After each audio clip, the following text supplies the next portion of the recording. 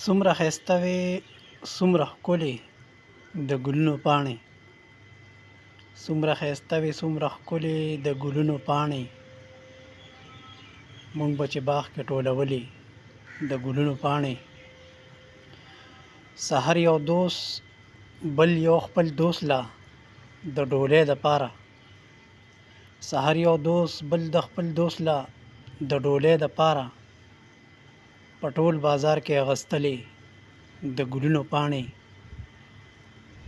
او مازدیګر بیا مې هغه دوست په خپلو سترګو ولید، مازدیګر بیا مې هغه دوست په خپلو سترګو ولید، دوست لی په قبر دوړولې د ګلونو پاڼې.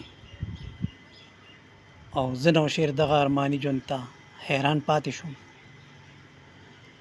زه نوشیر دغه ارماني ژوند ته حیران پاتې شوم، بیا بیا مې ذهن ته راتللې د ګلونو پاڼې.